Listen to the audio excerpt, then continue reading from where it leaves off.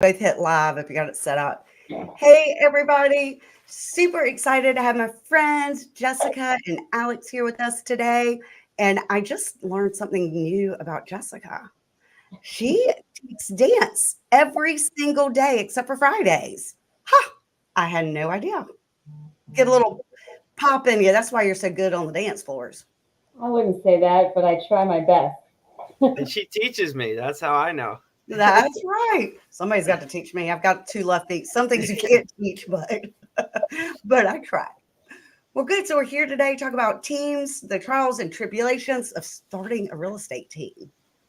I know a lot of people are talking about starting them, so wanted that's a great topic to address tonight. So tell us some of your learning pitfalls. What's something you would change? Jess, I know you got a few. You want to start that? Okay. Well, so I would so there is a whole master's degree one can get for HR.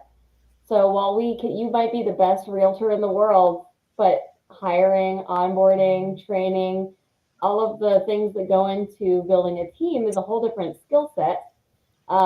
So my first hire, I did not interview. I did not look at a resume, check references. I was like, I'm desperate. Let me just Scary. hire this person. And then I didn't know that onboarding was a thing. So I really made pretty much any mistake that I could have made. And it wasn't my employee's fault, it was all on me. And so then I bought these books about hiring and onboarding, and it says do's and don'ts, and all the don'ts are the things that I did. Um, so I was like, okay, well, cool. Let's start over this next time. And this next time, I hired someone who was overqualified, and of course, they left. So they're just, I think that the tips and tricks are that are there to finding the right people. But they say Jennifer always says, slow to hire, quick to fire, and that is very true. I think it's you need to be really careful because our business is kind of like our baby, and we don't want to bring in someone who's going to mess things up. Um, Absolutely. so I just struggled with that. I finally have a great team of three admins, and they're all part time and they're all wonderful. But it did take me, I want to say, 7 months to figure that out, which is a lot longer than I thought it would take. Absolutely. So I think one of the keys, and it's not like foul proof, believe me, but to get them to do the disc assessment, I think that's really important so you can know their personality types and will they match with your personality type. But another thing that I've added to that is in the interviewing process, have them do a video and send it to me because I need to know if they're shy or not. So if they could do a video and send it to me, then I mean, especially if I'm trying to hire for a buyer's agent, right? I need somebody Right? that's not scared and that also knows how to do it technology wise. Yeah. What are some things you've learned, Alex? So I know this is trials and tribulations, but I have to start with I've been really lucky with my team. I've had great people that are really close to me. So I haven't had to, hire like outside of my immediate sphere. So that's been really nice. So I've had that benefit. But I know won't always be that way. Eventually, I'm going to have to seek and recruit. But right now, I mean, everyone that's on my team has basically fallen into my lap. So then that's been really good. Um, I would say that early on, my first team member was Diane when I started at Remax is when I started the team. I didn't feel like at first the company I was with was going to help me much with doing a team. So that was part of the reason why I wanted to come to Remax. And she came on at the same time. So my mistakes were sort of mitigated because, is that she's actually my mother-in-law. So I could make mistakes. So that was good. So like she, was learning everything. Everything was brand new to her. So she wouldn't have known or, it wouldn't have been anything that really, really affected, the team. But basically you got to have all your numbers down. So you got to learn the numbers, make sure you understand, what numbers are favorable for you, what are favorable for your team, and then finding something that's fair, that's going to make sense for both sides. So when I come up with my numbers as far as splits and what I'm offering to the team, I just try to think of it like, would I be on this team? If I wasn't the team leader, like, would I join this team? Would it make sense? So it has to make sense for everybody. It's got to be, beneficial for me, and it has to make sense for the team member to join, and because they could get a higher split going solo. So there's got to be enough incentive there for the team members to join, and I think I've made it work, and I'm at a good place with it now. So Jess's structure is that she's got 3 part-time admin. How many people do you have on your team, Alex, and how long have you been teaming? Sure. So the team started when I joined Remax, which was like 3.5 years ago. And basically the whole time I've had an admin, a virtual assistant. And right now I have just that one virtual assistant still, who's full time. And then I have 5 members of the team who are, my agents, buyer agents, but they do listings, they do everything. But I give them a lot of buyer leads. And one of those new members of the team is also like a showing assistant. So we can all use him, which is a perk of being on the team. Well, our whole office can use him. So if you need a showing, you need help with an appraisal, inspection, a lockbox, signs, whatever it is, he could do that too. But he's also licensed and learning to sell. Absolutely. Yeah. Hey, Steven. Say a shout out for a few Hey, of the Steven. guys. And Derek. Hey, guys. Hey, Derek. Hi. I just got a note from Derek. Yeah. Yeah. So I've been in real estate 17 years and teaming for 12. And there's definitely a lot of trials and tribulations. And I think the number one, if somebody's out there and you're thinking about starting a team, the very first thing you need to make sure that you've got systems in place. And I mean systems for everything. Buyers, sellers, expireds, for sale by owners, whatever your niche is, you need systems in place for that so that you could teach somebody how to handle it. And the second thing is you need a good foundation. You need those admin. You need a closing coordinator. You need the processes, right? Systems and processes that are tried and true and proven before you take on an agent. Yeah. It's like when you build a house, that foundation is super important. Agreed. You got to really know what you're doing. Yep, that's right. That's exactly right. Let's see here. What's Anne-Marie says? A big congratulations. Thank you, Anne-Marie. Yoo-hoo. I'm glad you brought that up. Appreciate that. So yeah, I got my broker license. And I don't plan to be a broker of record. I'm definitely not planning on, opening a franchise or anything.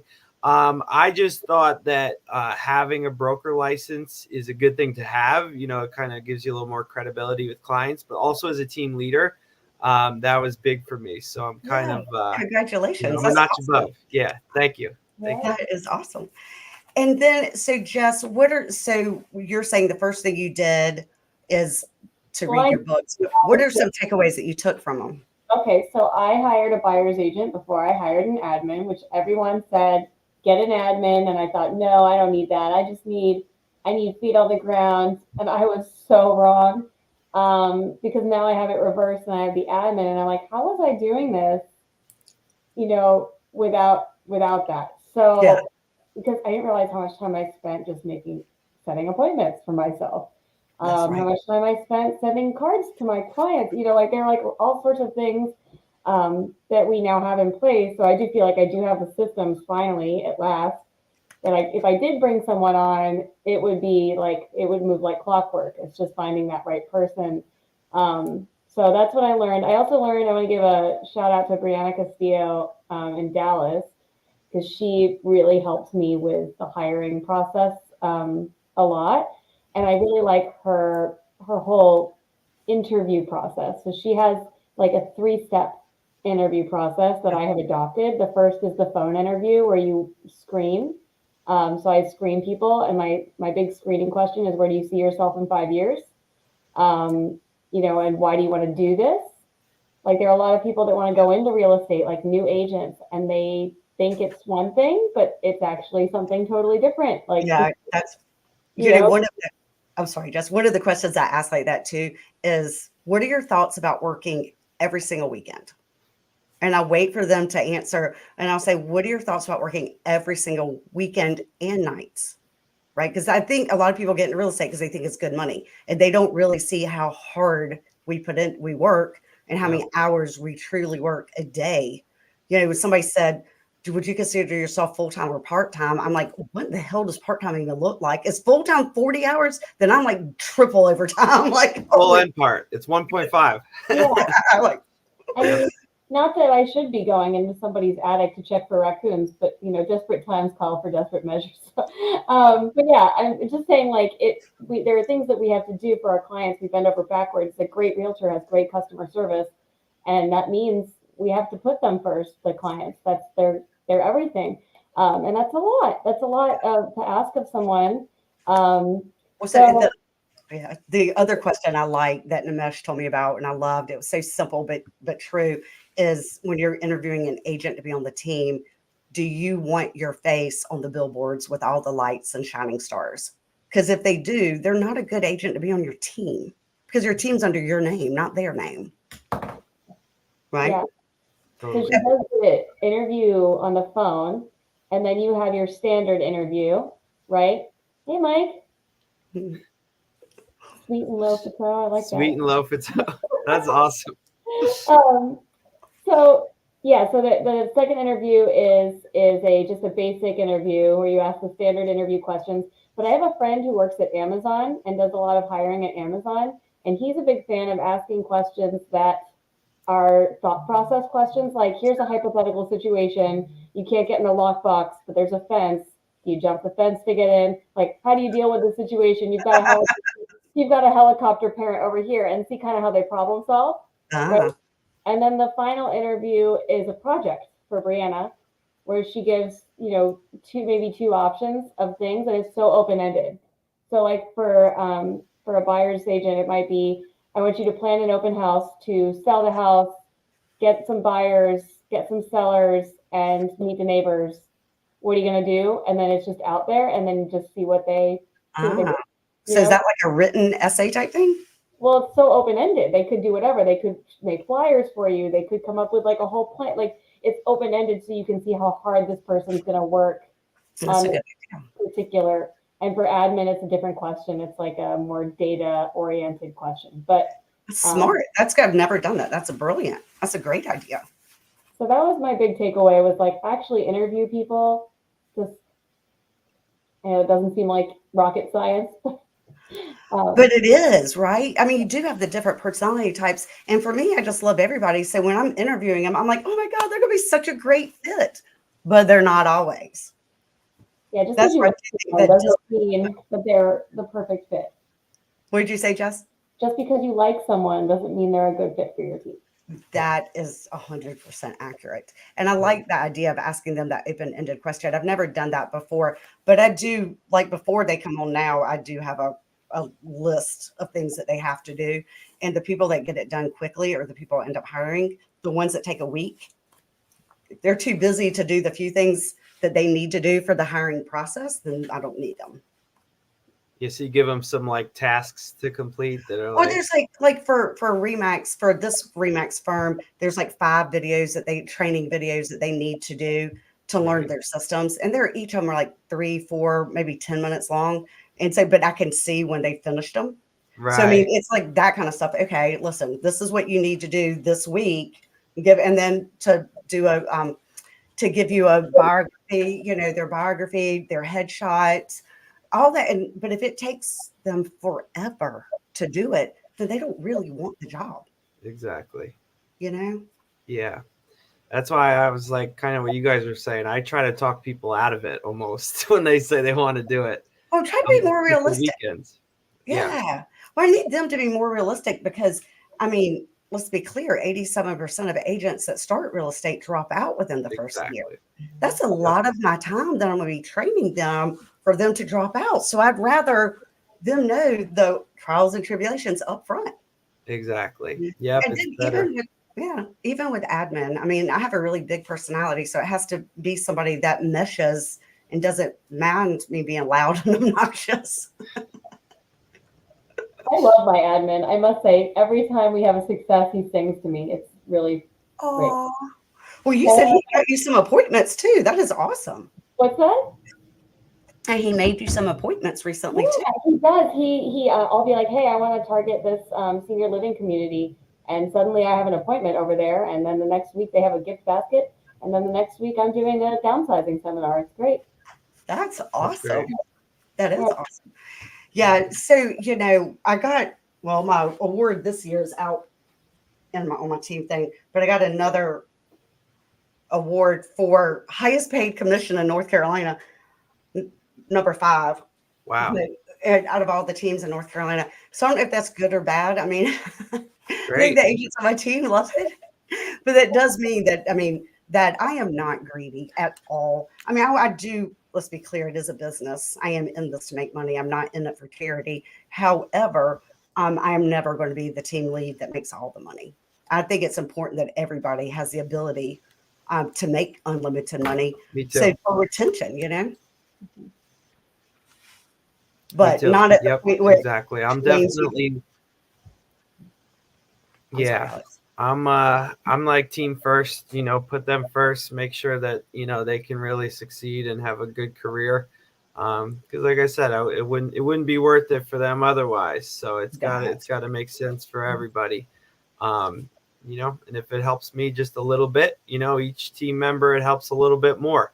So you can, get to a good sized team where it's like really great for me and they're all killing it.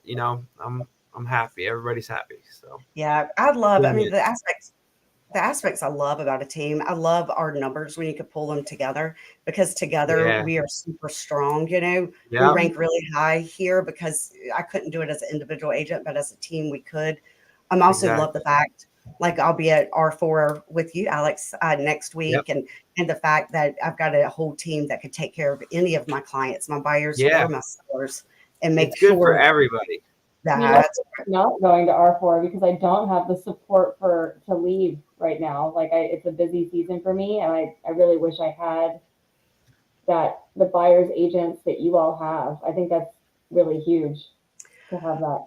Yeah, it makes it so you can leave, right? So it makes it, and they can leave. I mean, they can also go on vacation, and they also have the team behind them. But also, we're like a family, and I tell everybody that interviews to be on the team, we act like a family. We love like a family. We fight like a family. But at the end of the day, we are a family. I mean, and my daughters do work for me, but I've got 6 other people that are not blood related that also work with me. But we do act like a family. I mean, sometimes I'm sure I aggravate the hell out of them and vice versa. So I'm very demanding too. It's got high expectations. Yeah, exactly. But I mean, they all know that I truly love them and their families and anything, I would do anything for them. Yep. Yeah. Totally. So quickly, I know Justin didn't really want to talk about this, but what about the commission ruling? And I have I want to say something, but as far as NAR, the National Board of Realtors, not being able to put the commission in the MLS, right? So my biggest takeaway is that when the news says it's no longer 6% commission, that is vastly wrong because commission is always negotiable. It always has been. It always will be.